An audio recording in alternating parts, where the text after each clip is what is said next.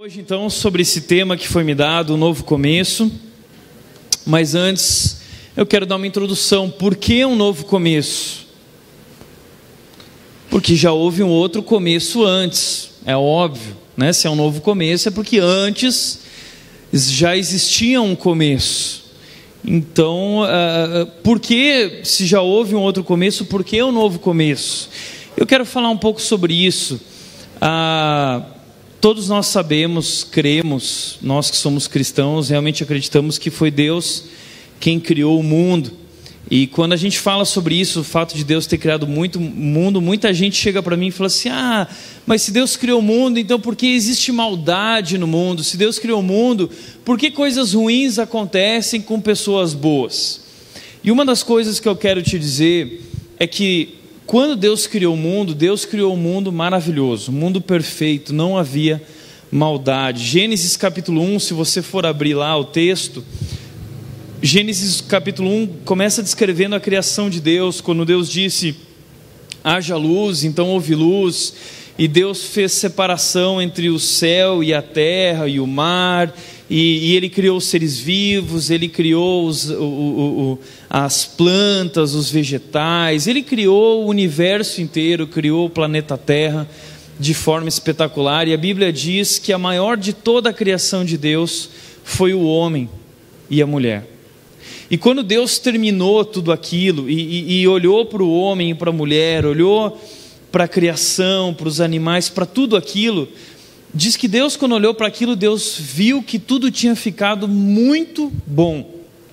Tá legal? Esse é o versículo 31 de Gênesis capítulo 1. E Deus viu tudo que havia feito, e tudo que Ele havia feito tinha ficado muito bom. Essa palavra no hebraico, muito bom, ela é uma palavra que traz uma ênfase de que Deus realmente olhou para a criação e falou assim: ficou show de bola.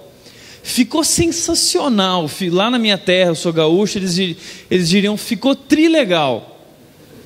No Rio de Janeiro eles diriam ficou maneiro. Aqui em São Paulo ficou da hora. Então o que Deus está olhando e falando assim é: cara, ficou espetacular, ficou fera, ficou show, ficou animal, tá? Por quê? Porque tudo tinha harmonia. Deus olhou para a criação e viu que o homem tinha harmonia com a criação.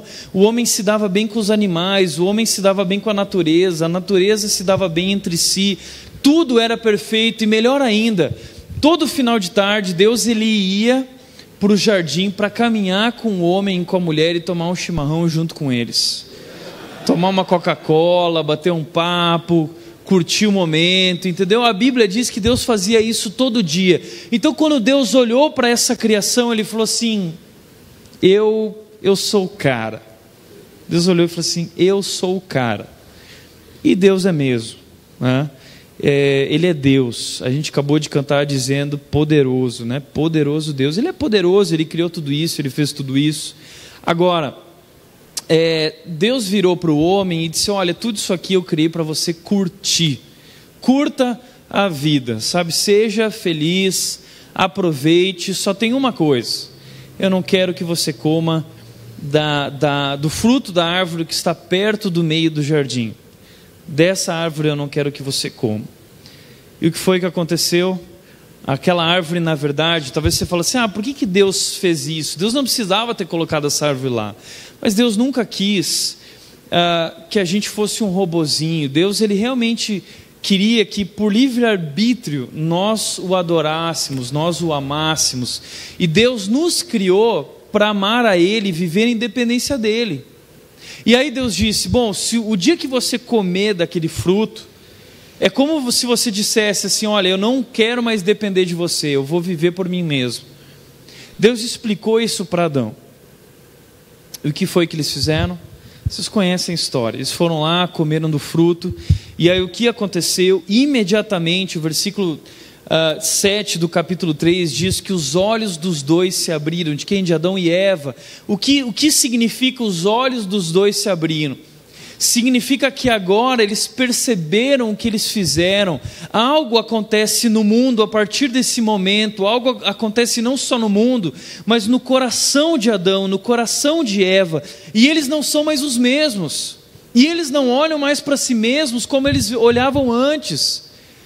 A partir desse momento, o pecado entra no mundo. E o pecado começa a fazer um estrago na vida do homem, na vida da mulher e na vida de toda a criação. Deus tinha dito que não queria isso, porque óbvio, é como se você desligasse o computador da fonte de energia.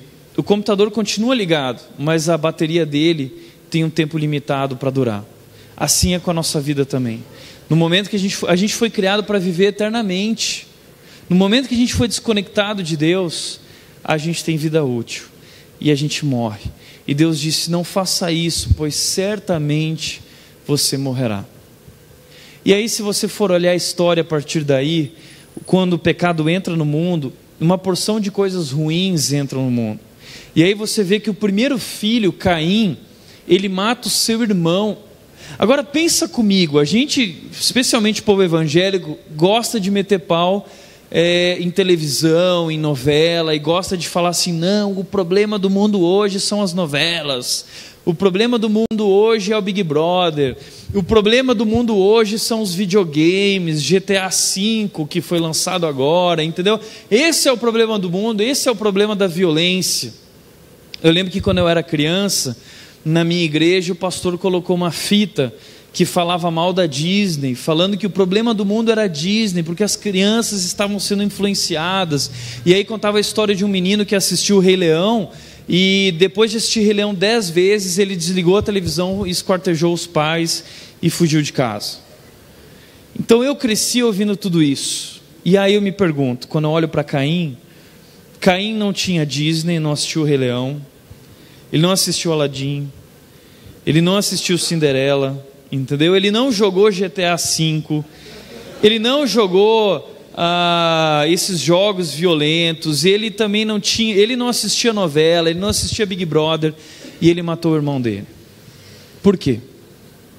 Porque a Bíblia diz que é do interior do coração do homem que vem todas essas coisas ruins, por causa do pecado. O pecado não está no mundo, o pecado está dentro de nós. Você pode acabar com novela, você pode acabar com videogame, você pode acabar com a Disney. O problema do pecado continua diante de nós.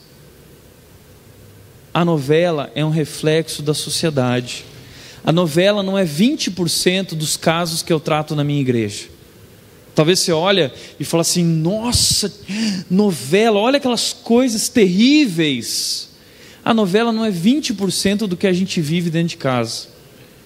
É que a gente que é um povo crente, a gente usa máscara, a gente não vem para a igreja como a gente é. A gente não abre nossa vida para o pastor, a gente não fala na verdade o que está acontecendo dentro de casa com os nossos pais, ou com o nosso namoro, com o nosso casamento. Está acontecendo muita coisa pior. Eu não estou falando a favor de novela. Eu não assisto, nunca vou perder meu tempo assistindo essas porcarias. Mas a gente não pode pôr a culpa nisso. A culpa está aqui, ó. A culpa é nossa, está dentro de nós. Então Deus cria o mundo, Deus nos dá a oportunidade de ser felizes com Ele, e a gente faz o quê? Nós pisamos na bola com Deus. E aí com isso o pecado vem. E com o pecado vem a morte. Romanos 5,12 diz que assim como o pecado entrou por um só homem, a morte também veio, através desse homem passou a todos. Então hoje todos nós morremos. Que triste seria essa história se ela terminasse assim. Mas ela não termina assim. A gente acabou de cantar uma música que diz: Ele me ama. Deus nos ama. Mesmo eu e você tendo pisado na bola com Jesus, com Deus, Deus nos ama tanto que a Bíblia diz que Ele nos ama enquanto ainda pecadores, enquanto ainda distantes dEle. Ele vem ao mundo, ele se esvazia de si mesmo, Ele deixa a sua glória e Ele vem habitar no nosso meio, e Ele vive, sofre e morre por nós numa cruz. O lugar que era nosso, Ele paga o preço. E as duas palavras mais lindas de toda a Bíblia para mim estão na frase: está consumado. Quando Jesus diz na cruz: está consumado, Agora eu fiz o que precisava ser feito, eu novamente conectei vocês a Deus, eu paguei o preço, eu dei a minha vida, eu assumi o lugar que era de vocês. Graça. Jesus nos ama tanto, Ele dá a vida. E hoje, crendo em Jesus, recebendo Jesus em nossas vidas, nós encontramos salvação. João 10:10, Jesus diz: eu vim para trazer vida para vocês, e não uma vida qualquer, uma vida abundante. Então hoje, em Jesus, nós temos o poder, a capacidade de viver uma vida completa, como Deus tinha planejado no início, uma vida abundante, como Deus tinha planejado no começo. Só que sabe o que está acontecendo? A gente recebeu essa nova vida, mas a gente continua vivendo do modo antigo. Nós fomos libertos do pecado, mas nós continuamos vivendo para o pecado. Deus falou que Ele tem uma vida abundante, mas a gente está saciando a nossa sede muito mais nas coisas do mundo do que em Deus de fato. A gente diz que Deus é nossa satisfação, mas Ele não é nada. Esses tempos eu compartilhei um vídeo do Caio Castro no meu Facebook, porque eu sei que a mulherada pira no Caio Castro, né? E deu 170 compartilhamentos o vídeo, para você ver como a mulherada enlouqueceu, gente, enlouqueceu, porque o Caio Castro, não sei se você viu, ele lançou um testemunho na Gabi dizendo que ele era cristão, que ele seguia a palavra, e aí ela perguntou: não, mas você deve estar pegando todo mundo. Aí ele falou assim: não é bem assim, eu não me satisfaço nessas coisas, eu me satisfaço em Deus. E aí todo mundo: uau, que animal, eu também, né, que animal. Passou 2 semanas, teve Rock in Rio. Aí filmaram o Caio Castro no Rock in Rio, pegando todas as mulheres do Rock in Rio. E aí eu vi a galera metendo pau no Facebook, dizendo o seguinte: não, porque olha só, veja bem, o Caio Castro, ele falou que é cristão, mas ele não é cristão coisa nenhuma, entendeu? Ele fala que se satisfaz em Deus, mas ele não se satisfaz em Deus coisa nenhuma. E posso te falar uma coisa? Eu acredito que nós somos a geração Caio Castro. A gente fala que se satisfaz em Deus, a gente fala que nosso prazer está em Deus, mas a nossa vida não diz isso. A verdade é que a gente gasta muito mais tempo saciando nossa sede no lixo do mundo, na comida de porcos que o mundo oferece, do que em Jesus de verdade. Então, antes de levantar o dedo falando mal do Caio Castro, pare e pense se você não faz igualzinho a ele. Nós somos a geração Caio Castro. Por isso, Paulo, olhando para isso, ele disse o seguinte lá em Romanos capítulo 6, versículo 13: não ofereçam os membros do corpo de vocês ao pecado como instrumentos de injustiça, antes ofereçam-se a Deus como quem voltou da morte para a vida, e ofereçam os membros do corpo de vocês a Ele como instrumentos de justiça. Então ele está dizendo que esse novo começo, existe uma responsabilidade que é minha, que é sua, de viver uma vida não mais para o pecado, não mais naquele modo antigo de viver, mas uma nova vida para Ele, servindo Ele. Em Romanos 12, Paulo diz: por causa da misericórdia de Deus, por tudo isso que Ele fez, porque Ele te ama tanto, ofereça a sua vida em sacrifício vivo. Filipenses 2, Paulo vai dizer: coloque em ação a salvação de vocês. Está na hora de a gente colocar em ação a nossa salvação. Está na hora de a gente realmente viver, se apegar a esse novo começo e fazer valer aquilo que Jesus Cristo fez por nós. E é sobre isso que eu quero falar hoje. Eu quero trazer 3 dicas para esse novo começo. É um resumo do que eu penso que é a vida cristã. A Bíblia diz que a nossa parte no processo de salvação se chama santidade. Deus me convida, Deus te convida, te desafia a viver uma vida de santidade. E aí talvez você pense assim: santidade é ser santo, tal, é muito difícil isso. Não tem nada a ver com isso. Talvez você fale assim: não, Tiago, eu sou santo, porque eu não fumo, eu não bebo, eu não fico, eu não estou transando antes do casamento, então eu sou santo. Eu quero te dizer que se você está fazendo isso, pode ser que você não seja santo coisa nenhuma, porque santidade não é só não pecar, santidade é muito mais que não pecar. Santidade é algo muito maior. E Deus nos convida, Deus nos chama, a nossa responsabilidade como cristãos hoje é viver uma vida de santidade. Isso é pôr a nossa salvação em ação. Agora, o que é santidade? Não fumar, não beber, não ficar, não transar antes do casamento e tantas regras mais das nossas igrejas, tudo isso é bacana, é bom não fazer essas coisas. A Bíblia diz que a gente tem que evitar isso e aquilo, e tudo isso sim é mandamento, a gente tem que cumprir. Agora, a santidade é muito mais que isso. Santidade é algo muito maior. Eu quero te convidar a viver esse novo começo com responsabilidade, entendendo essas 3 dicas do que é santidade. Tá legal? Eu quero te convidar a abrir tua Bíblia em Colossenses capítulo 3. Colossenses capítulo 3. A gente vai ler a partir do versículo 1.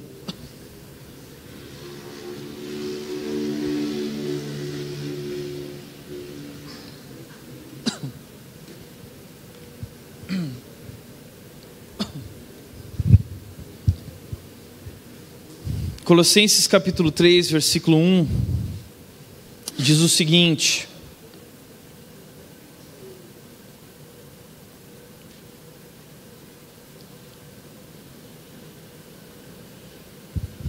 versículo 1 e 2: portanto, já que vocês ressuscitaram com Cristo, procurem as coisas que são do alto, onde Cristo está sentado à direita de Deus. Versículo 2: mantenham o pensamento nas coisas do alto e não nas coisas terrenas. Pode apagar a luz. A primeira dica que eu quero trazer em cima desse texto é a seguinte: pensar como Jesus pensa. Santidade é pensar como Jesus pensa. O texto diz: portanto, já que vocês ressuscitaram com Cristo, já que foram salvos, procurem as coisas que são do alto, mantenham o pensamento nas coisas do alto e não nas coisas terrenas. O que é manter o pensamento nas coisas do alto? Eu sempre tive dificuldade de entender isso. Eu ficava tentando entender, eu falava assim: puxa Deus, mas então eu preciso parar e ficar pensando nas coisas do alto. Então o que são as coisas do alto? São as nuvens, né? Então eu fico imaginando o céu, eu lá nas nuvens, então eu fico sentado numa nuvem, e eu pego uma harpa, e eu toco uma harpa lá nas nuvens, e ao fundo eu vejo um coral de vozes angelicais, e eles estão cantando aleluia, aleluia, aleluia, e eu tocando harpa. E aí eu vou andando e eu vejo as ruas de ouro, e eu vejo as mansões celestiais. Então eu ficava pensando que manter o pensamento nas coisas do alto era isso. Bobo era eu de pensar que o céu é assim. Se você pensa que o céu é isso, eu quero te dizer que o teu céu, ou o céu que você imagina, é muito chato. O céu é muito maior e muito melhor que isso. A maneira como Jesus fala do céu é uma maneira para aquelas pessoas naquela época, de acordo com aquela cultura, com o que eles pensavam, com o que eles valorizavam, mas nada é capaz de descrever a grandeza daquilo que Deus tem preparado a nós no futuro. O céu é maravilhoso. Agora, Deus não está falando de que a gente tem que ficar pensando nas nuvens. Deus não está querendo dizer que você tem que ficar lá na sala de aula, no teu trabalho, pensando na harpa, ou ouvindo vozes angelicais de um coral angelical. Não é isso. Manter o pensamento nas coisas do alto é simplesmente buscar a perspectiva de Deus para a vida. Certa vez o diretor da Visão Mundial no Brasil, quando rolou o tsunami na Indonésia, ele foi convidado para ir ver a situação e trazer notícias, porque a Visão Mundial trabalha com grandes catástrofes, e ele foi para lá na Indonésia, e ele conta a história de que quando ele chegou, ele viu aquela loucura, tudo destruído, os corpos, muita gente morta, e eles tinham feito montes com os corpos, e os corpos começaram a se decompor, e ele vendo aquilo, e ele sentindo o cheiro daqueles corpos se decompondo, ele disse que aquilo embrulhou o estômago dele. Ele disse que ele nunca tinha visto algo assim. Então, na hora do almoço, todo mundo foi para um restaurante afastado lá daquele lugar de destruição. E aí ele disse que ele não conseguiu almoçar, e ele se retirou para orar. E ele chegou na presença de Deus e ele disse: Deus, já chega, pode me tirar daqui, eu já vi o suficiente, eu não aguento mais ver o que eu vi hoje, eu não aguento mais sentir esse cheiro. E aí ele conta no testemunho dele, que Deus falou com ele dizendo: será que você não é capaz de ver por um dia o que eu vejo todos os dias? Será que você não é capaz de sentir por um dia o cheiro que eu sinto todos os dias? Isso é olhar para a vida da perspectiva de Deus. É você buscar o olhar de Deus para as coisas. É você buscar a forma como Deus pensa, você buscar pensar como Deus pensa, buscar essa perspectiva de vida de Deus da vida. Agora, eu estou criando uma campanha no meio cristão. A campanha se chama Eu Decidi Pensar. Porque se tem um povo que não sabe pensar, é o povo cristão, o povo evangélico.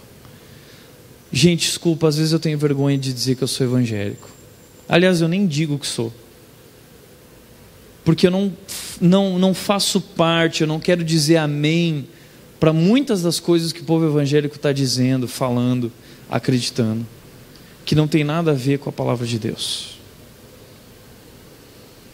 Sabe qual é o nosso problema? O problema é que hoje a gente não está pensando nas coisas do alto, a gente está vivendo essa batalha, a gente tem pensado muito nas coisas terrenas, e eu não sei se você sabe, mas o maior campo de batalha da nossa vida não é o mundo. Se você pensa que o maior campo de batalha da vida cristã é o mundo, você se enganou, não é. O maior campo de batalha da vida do cristão é a mente. Por isso que o tempo todo Deus diz: transformem-se pela renovação da mente, revistam-se do novo homem, mudando a forma de pensar. Deus aponta para a nossa mente dizendo que tudo na vida cristã começa na forma como nós pensamos. Então ele diz: comecem a pensar como Deus pensa. E a gente vive uma batalha entre as coisas do alto e as coisas terrenas. E nós recebemos uma nova vida, nós temos a oportunidade de um novo começo, mas a nossa mente continua condicionada às coisas desse mundo. A gente continua pensando como o mundo pensa.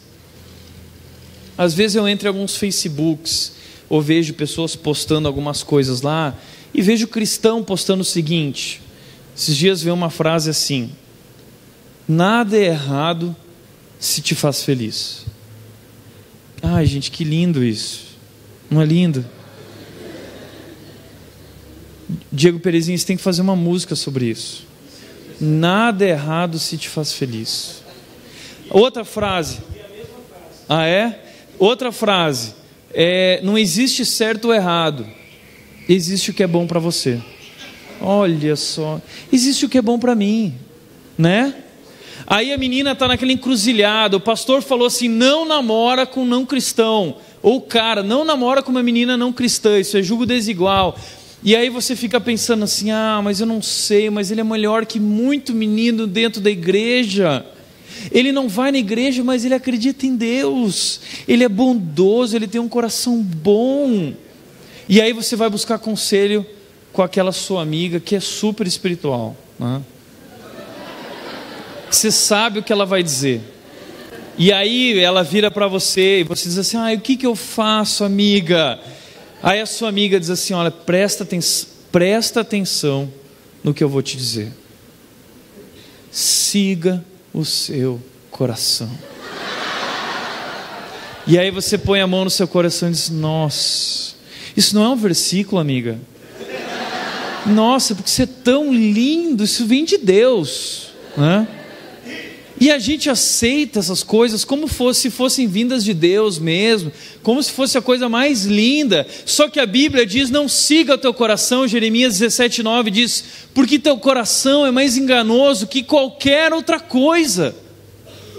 Sabe aquela menina que você não suporta, que ela mente, que ela é falsa, que ela é enganosa, que ela é fofoqueira, intrigueira? O que você faz? Você fica longe dela, porque ela fala mal de todo mundo, arruma problema com todo mundo. Você se afasta. Sabe o que a Bíblia está dizendo? Que o teu coração é mais enganoso, o texto diz, mais enganoso que qualquer outra coisa. Ou seja, teu coração é mais enganoso que essa menina que quer o teu mal. O teu coração é pior. Por que ele é ruim assim? Porque o teu coração foi contaminado pelo pecado. E aí talvez você diz, então eu não posso seguir meu coração, o que eu faço?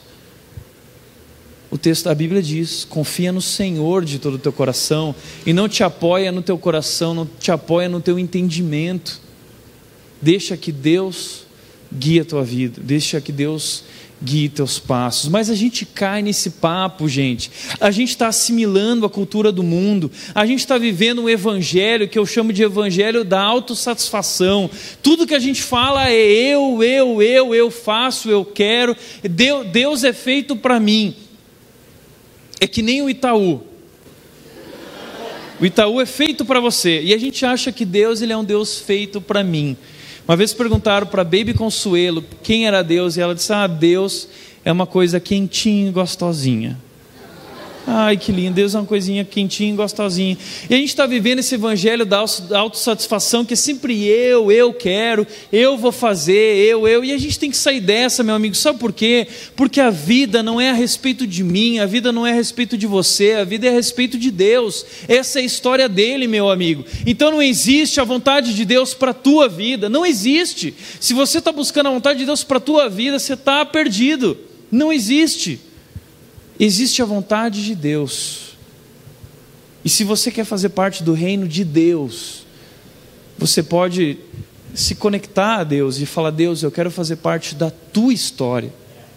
Eu quero fazer parte da tua obra. Eu quero cumprir a tua vontade. É a respeito de Deus, meu amigo. Não é feito para nós. É feito para Ele. Nós somos dele. A igreja é dele. Ele nos salvou para Ele, a nossa vida não é mais nossa, Ele nos comprou com o seu sangue, nós somos dele, então não é feito para você, é feito para Ele, então dedica a tua vida para Ele. É por isso que Paulo diz, dizendo, seja um sacrifício vivo. Isso é pesado. Deus quer que você seja um culto ambulante a Deus, um sacrifício vivo. Não é culto aqui, é culto ambulante. Agora, o problema é que a gente está assimilando a cultura do mundo. E a gente se engana, porque o diabo, a gente pensa que a artimanha do diabo é ficar fazendo possessão, entrando nas pessoas e sendo entrevistado na televisão, e a gente olha e fica assustado. Meu Deus, o demônio.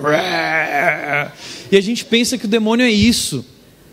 Eu lembro que minha mãe, quando ia ler a Bíblia de noite, ela acendia a luz do abajur, deixava o quarto apagado, e aí minha irmã mais nova, para provocar e assustar ela, entrava imitando o diabo dentro do quarto, né? E minha irmã, ela fazia uns chifrinhos assim com a mão e vinha pulando e saltitando assim.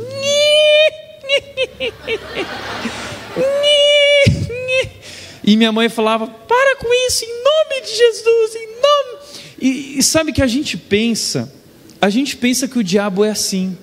A gente pensa que o diabo ele tem chifrinho, um rabinho com aquele triângulo na ponta, né, com o tridente, e que ele é vermelhinho, e aí alguém fala assim, eu vi o diabo, ele é vermelho mesmo, né? E a gente acha isso o máximo, e o diabo está lá falando, e a gente acha, não, está aí o diabo, não sei o que, ele é malvado mesmo. Meu amigo, a Bíblia diz que o diabo se faz de anjo de luz. O diabo não é assim. O diabo não é burro o suficiente para nos iludir com essas coisas. Ele ilude com essas coisas os fraquinhos. O diabo, o que é o trabalho dele? Ele criou uma cultura. Ele criou um sistema. É como a Matrix. Quem aqui já assistiu Matrix?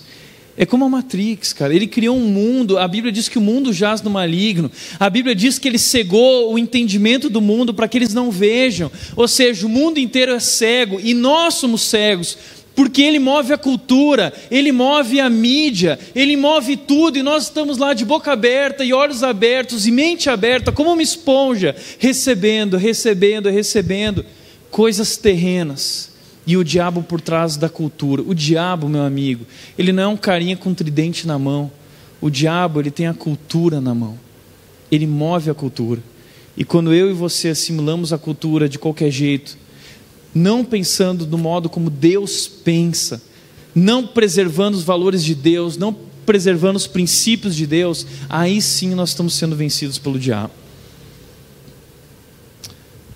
Muitas vezes, pessoas chegam para mim e falam assim: ai pastor, ora por mim, porque essa noite o diabo me visitou. Eu falei: é sério? Por quê? Porque ele te visitou? O que aconteceu? E sabe o que? Eu estava dormindo, e aí eu acordei, eu abri meus olhos, só que eu não conseguia levantar. Eu não conseguia levantar, e eu estava lá deitado, e aí eu abri meus olhos, e o diabo em cima de mim. Mas você viu o diabo? Eu falei: não, mas ele estava me pressionando, e dizendo: não levanta, e eu falei: em nome de Jesus, e eu levantei. Eu falei: puxa, que bacana. Você pensa que o diabo, que foi criado por Deus, se você for ver no Antigo Testamento, o diabo, ele foi criado para ser o modelo da perfeição. O diabo foi criado para ser o modelo da perfeição. Ele era a criatura mais poderosa que Deus havia criado. Ele era belo, ele era majestoso, ele era o cara muito inteligente, muito mais do que eu e você, muito mais. Só que um dia ele se encheu de orgulho por causa disso. E aí ele, que era Lúcifer, o maior de todos, ele se tornou o diabo.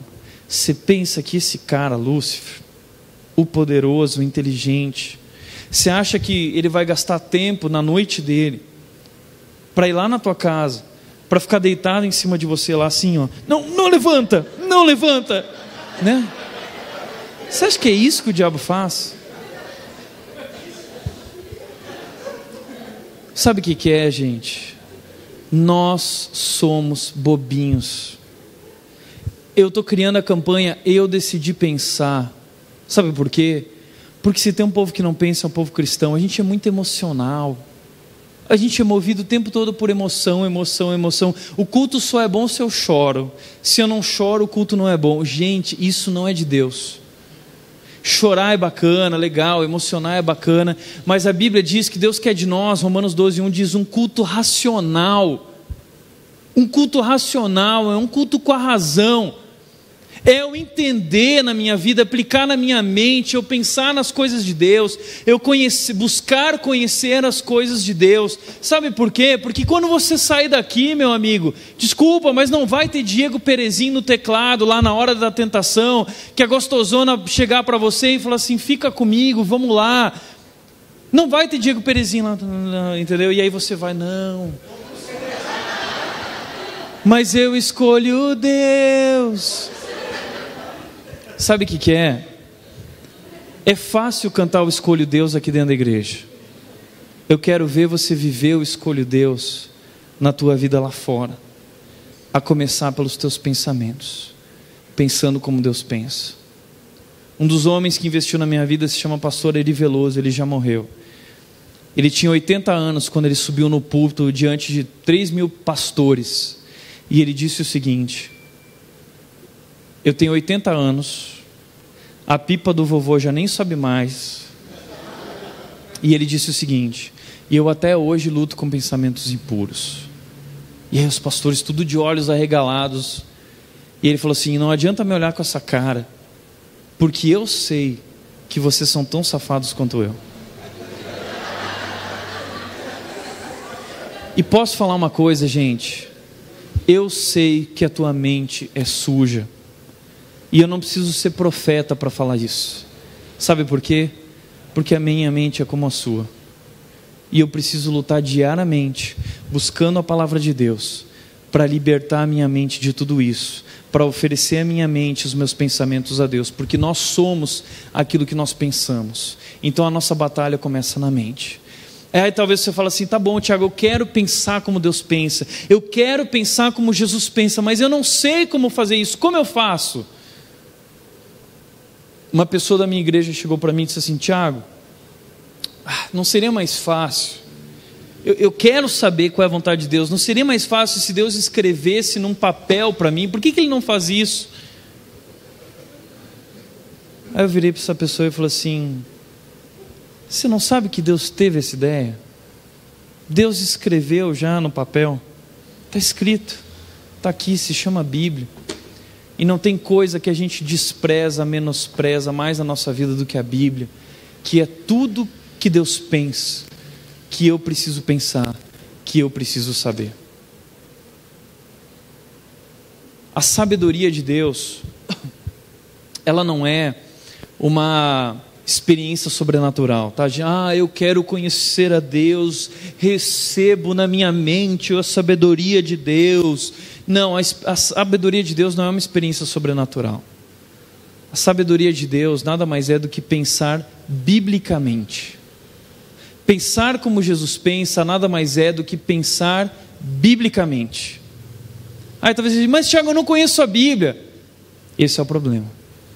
É por isso que você nunca vai ser capaz de pensar como Deus pensa. É por isso que tua mente é terrena. É por isso que você não consegue pensar nas coisas do alto, porque você não conhece a palavra de Deus. Lembra do padre Adelir de Carli, não sei quem é que lembra, o padre dos balões, que ele queria bater o recorde, ele já tinha batido o recorde de subida, né, de altura com os balões, e ele queria quebrar o recorde do Guinness Book de sentado numa cadeira levada por balões, o recorde de distância percorrida com esses balões. E ele foi super inteligente, né? E ele levou um GPS com ele, estava todo preparadinho, todo bonitinho, aí todo mundo lá, padre, e o padre foi lá, levantou o voo, e no meio do caminho ele pegou uma corrente de ar que levou ele na direção contrária da que ele tinha planejado, e ele foi parar no meio do oceano, quilômetros e quilômetros, centenas de quilômetros dentro do mar, perdido. E aí ele tinha contato com o tráfico aéreo, e na última conversa dele com o tráfico aéreo, o pessoal descreve a situação, dizendo que o responsável lá virou para ele e disse, olha, me diga onde você está, olha no GPS, pega as coordenadas no GPS e me diz onde você está e a gente vai te buscar. E aí ele falou o seguinte, eu não sei usar o GPS. O que aconteceu com ele? Ele morreu. Ele caiu em Santa Catarina e o corpo dele foi parar no Rio de Janeiro. Essa história é engraçada, é triste ao mesmo tempo, a gente fala nós, mas quer saber de uma coisa? Tão burro quanto esse padre somos nós, eu e você, que temos o GPS diante de nós e a gente não sabe usar. Você já viu esse papo de eu quero estudar a Bíblia, mas eu não sei como, eu quero estudar a Bíblia, mas eu não sei por onde começar. Você é pior que esse padre, meu amigo. Sabe por quê? Porque você tem diante de você o livro da vida, porque você tem diante de você o manual de sobrevivência para a vida, aquilo que Deus escreveu e resumiu, que é mais importante, que você precisa saber a respeito dele, e você não sabe. E como que você quer agradar a Deus? Jamais você vai agradar a Deus se não conhece a vontade de Deus, se não conhece o plano de Deus, se não conhece a palavra de Deus. Vamos parar de ser a geração que dança. Vamos ser a geração que estuda a Bíblia. Vamos parar de ser a geração só que grita. Vamos ser a geração que vive a palavra de Deus. A gente precisa voltar para a palavra, gente. A gente precisa voltar para a essência. Isso é pensar como Jesus pensa. É colocar a minha mente nos pensamentos de Deus, nos princípios de Deus, nos valores de Deus. É valorizar o que Deus valoriza. É amar o que Deus ama. É investir meu tempo naquilo que Deus investe o seu tempo. Esse é o começo. Esse é o novo começo que Deus quer para a tua vida. É aqui, ó. Então vai estudar a Bíblia. Segunda coisa. A Bíblia diz que é assim que a gente vai fazer morrer o pecado na nossa vida. Tá legal? Assim façam morrer tudo que pertence à natureza de vocês. Assim como? Mantendo o pensamento nas coisas do alto. A gente tenta parar de pecar. Não é tentar parar de pecar. É transformar a mente. Porque assim a gente vence a luta contra o pecado e vence a nossa natureza terrena. Tá legal? Segundo lugar, santidade, além de pensar como Jesus pensa, é amar como Jesus ama. O texto diz: portanto, como povo escolhido de Deus, santo e amado, revistam-se de profunda compaixão, bondade, humildade, mansidão e paciência. Perdoem como o Senhor lhes perdoou. Acima de tudo, porém, revistam-se do amor, que é o elo perfeito. Ou seja, de tudo que nós fazemos, de tudo que nós buscamos, o que Paulo está dizendo é que acima de tudo nós precisamos nos revestir de amor. Lembro que quando eu era pastor de jovens, eu cheguei para a galera e perguntei: qual é o maior mandamento da Bíblia? E aí um cara levantou a mão e ele já tinha um tempo na igreja, e eu perguntei: pode falar, brother? E ele falou assim: o maior mandamento da Bíblia é não pequeis. E aí todo mundo riu e tirou sarro e achou aquilo um barato. E o cara estava falando sério. E depois ele falou: putz, é mesmo, o maior mandamento é amar a Deus acima de todas as coisas e amar ao próximo. Mas quer saber, eu achei a resposta dele fantástica. Eu acho que na verdade a resposta dele é verdadeira, viu? Ele falou certinho, é a gente que está enganado. Sabe por quê? Porque o nosso maior mandamento na prática hoje é não pequeis. Nosso maior mandamento na prática hoje não é amar a Deus e amar ao próximo.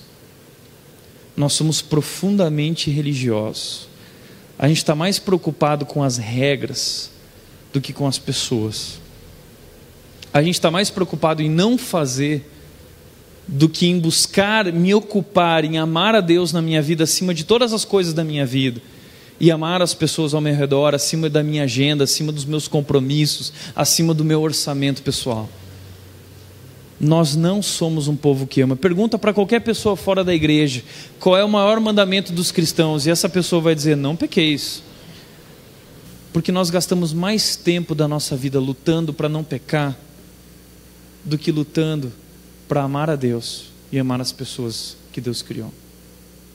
Uma vez um pastor chegou para mim e disse o seguinte: Thiago, a gente cria os jovens na igreja desde criancinha, na escola bíblica dominical, quando eles são pré-adolescentes, adolescentes, e a gente vai dizendo: não faça isso, não pode isso, não pode aquilo, e quando eles chegam na universidade, Thiago, eles se perdem.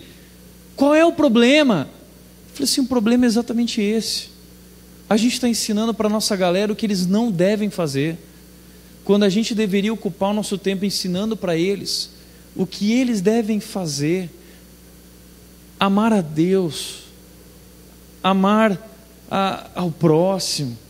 A gente deveria gastar tempo amando. Só que nós somos apoiados na religiosidade. A nossa religiosidade é apoiada em normas, regras, e a galera chega na igreja, a gente já está julgando, e aí você já olha e diz: nossa, olha lá aquela piriguete lá, nossa, está levantando a mão no meio do louvor, mas mal sabe a galera aí que piriguete. A gente julga todo mundo. Pô, viu o cara ontem na balada, agora está aqui na igreja. Meu, que hipócrita. Nossa, olha lá, ele não me paga e quer vir aqui na igreja. A gente é cheio de julgar as pessoas. Você já percebeu isso? Agora, tem um lance em Jesus que me chama a atenção. Jesus, ele olha para as pessoas e ele, antes de adotar a lei, ele adota a graça. Antes de apontar o dedo com a lei, ele aponta o dedo com a graça, com todas as pessoas. Sabe por quê? Porque Jesus conhece a história de cada pessoa, e por trás de cada vida existe uma história. Aquela menina que é piriguete, ela não é piriguete por acaso. Vai conhecer a vida dela e você vai entender que existe uma carência profunda no coração dela de aceitação, e ela busca isso em relacionamentos. E ela não está se dando bem, ela parte para outra, ela parte para outra. E ela pode até se fazer de bonitinha, mas é só maquiagem. Por dentro ela se sente triste. Aquele cara bombadinho que chega na igreja, todo mundo fala assim: legal. No fundo, muitas vezes, não estou querendo dizer, às vezes o cara é saudável, mas muitas vezes o cara está buscando através daquilo aceitação. O cara está perdido por dentro. Ele precisa de aprovação de pessoas, e ele se esconde atrás daqueles músculos, porque no fundo o que existe ali é um homem inseguro. Isso é aprender a olhar para as pessoas e ler a história delas. Toda vida tem uma história. Já pensou o que aconteceria se a gente tivesse mais preocupado em ler essas histórias antes de apontar o dedo? eu acredito que muita gente iria conhecer o amor de Deus de uma forma como nunca conheceu. E o texto diz que o povo escolhido de Deus, santo e amado, precisa se revestir de profunda compaixão. E profunda compaixão nada mais é do que ler a história das pessoas. Profunda compaixão nada mais é do que você sentir a dor que o outro sente. É você vestir os tênis, o sapato do outro e caminhar com o sapato que ele caminha. Estevão Hernandes Dias Lopes diz que compaixão não é você estar do lado de alguém sentindo a dor que ele sente. É você estar dentro de alguém sentindo a dor que ele sente. É ler a história, conhecer e amar. Lembra de Jesus, quando ele entra na cidade e ele vê Zaqueu na árvore? Você já parou para pensar no que aconteceu ali de verdade? A Bíblia diz que Zaqueu ele era de pequena estatura. E Zaqueu ele era um publicano. Publicano era um traidor no meio do povo judeu, porque ele se aliava a Roma e ele oprimia o povo judeu, cobrando em altos impostos do seu próprio povo, roubando o seu povo que já era sofrido. E Zaqueu estava enriquecendo com isso. E o povo olhava para ele e falava assim: a gente vai matar Zaqueu. A gente só não mata Zaqueu porque se matar, Roma vem e mata a gente. E aí Jesus, quando entra na cidade, ele quer comer na casa de quem? Na casa do bendito publicano chamado Zaqueu. Por quê? Deixa eu elucubrar um pouco aqui. A Bíblia não fala sobre isso, mas eu acredito em algo. A Bíblia diz que Zaqueu era de pequena estatura. Eu não lembro de outro momento que a Bíblia descreve alguém. A gente fala de Davi, mas nem Davi a Bíblia descreve assim. Zaqueu era de pequena estatura, ou seja, Zaqueu era muito pequeno. E pessoas muito pequenas, como elas são chamadas hoje? Anão. Imagina Zaqueu crescendo no meio daquela cultura judaica, profundamente preconceituosa e religiosa, que qualquer pessoa com uma deficiência física, seja cegueira, seja um paralégico, seja uma doença, ou mesmo uma pessoa anã, o judeu olhava para aquelas pessoas e diziam que eram pessoas amaldiçoadas. Então essas pessoas eram deixadas de lado, eram pessoas marginalizadas. Imagina Zaqueu na escola sofrendo bullying.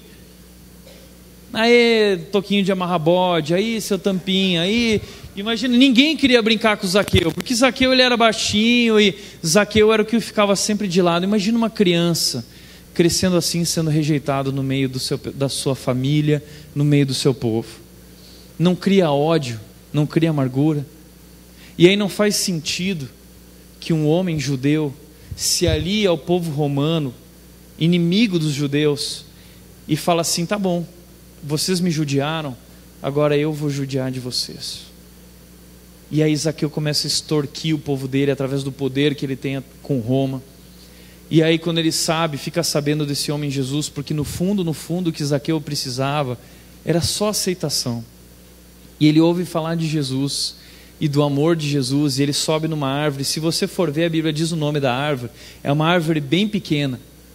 E como ele era anão, ele conseguiu subir naquela árvore bem pequena. E aí ele estava olhando para Jesus. E Jesus para diante dele e fala assim: Zaqueu, desce daí, que hoje eu vou ficar na sua casa. E a Bíblia não diz, se você for estudar o texto, a Bíblia não diz que Zaqueu desceu e eles foram para casa, e aí depois que jantaram, Zaqueu falou assim: agora eu vou dar tudo. Não.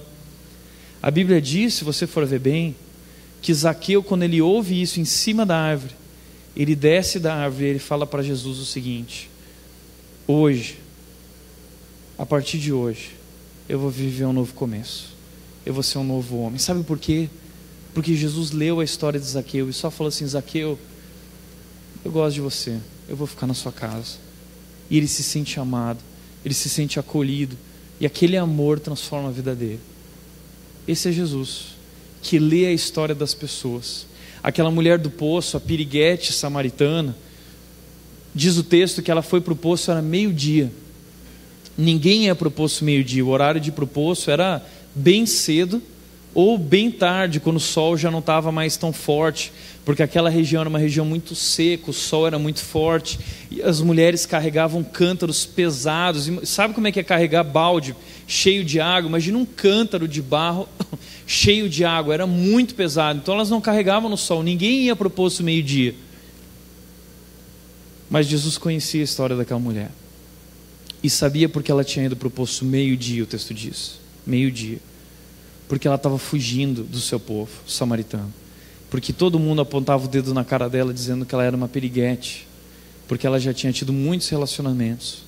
E aí Jesus vem e diz assim: eu sei porque você está aqui, eu sei que você já teve inúmeros relacionamentos, e eu quero te dizer que você nunca vai ser feliz até o dia que você beber da água que eu te der. Só eu posso te fazer feliz de verdade. A aceitação que você procura está em mim. E aí quando ele fala isso, meu amigo, a vida daquela mulher é transformada instantaneamente. E ela faz o quê? Ela volta correndo para a cidade de onde ela se escondia, de onde ela fugia, e ela sai anunciando a respeito de Jesus, que é o Messias, que a amou, que a conhece. Imagina o que ia acontecer nas nossas igrejas se a gente amasse como Jesus ama. Ia ser demais. E esse é o convite de Deus para nós. Isso é santidade. Santidade não é só não pecar. Santidade é amar como Jesus ama. Amar a Deus acima de todas as coisas e amar ao próximo. Terceiro e último lugar, além de... o texto da mensagem diz, numa outra versão, o mesmo versículo: a despeito do que mais vestirem, revistam-se de amor. O amor é a roupa básica de vocês para todas as ocasiões. Estejam sempre vestidos com ela. Gente, o amor é a nossa roupa básica. Não pode faltar nunca. Terceiro e último lugar, para encerrar, além de pensar como Jesus pensa, além de amar como Jesus ama, a gente precisa aprender a servir como Jesus serviu. É servir a Deus, dedicar a minha vida a Deus. O texto diz, Colossenses 3,17, diz: tudo o que fizerem, seja em palavra ou em ação, façam-no em nome do Senhor Jesus, dando por meio dele graças a Deus Pai. Tudo o que vocês fizerem, façam como para o Senhor, em palavra ou em ação, façam tudo para Jesus, para fazer o nome dele famoso, para trazer glória ao reino dele, e não para nós. O pessoal estava falando de missionários aqui que são sustentados, e a minha igreja ela é moderna, porque na minha igreja nós temos 2 anos de história a igreja, nós já temos 160 missionários. Sabe como a gente alcançou isso?